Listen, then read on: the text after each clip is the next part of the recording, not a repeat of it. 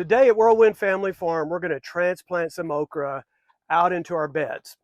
We have beds that are 50 foot long, 30 inches wide, and we're going to have 5 full beds of okra, about a foot apart. Now, okra can be planted a foot apart or up to 18 inches apart.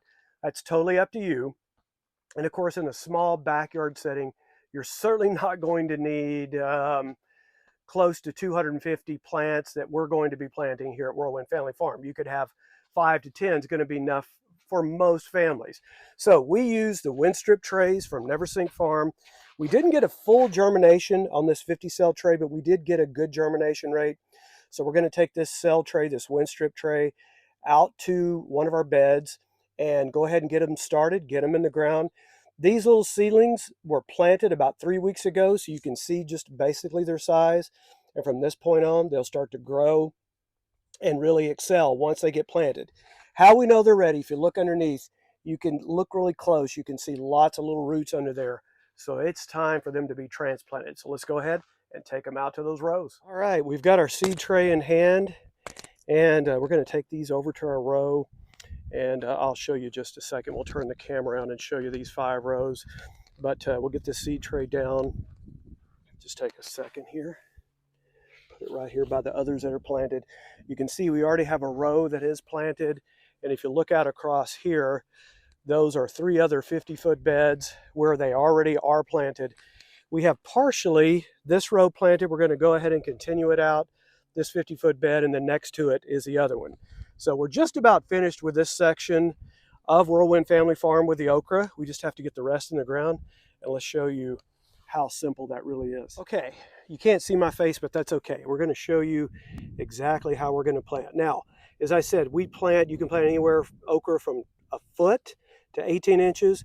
We try to make the best utilization we can of these 50-foot beds, get as much okra in here as we can.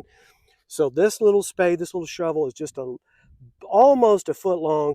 So I just set it right here next to that plant. Take my finger about another inch right there. So that's got me maybe a little bit over a foot. Then it's very simple.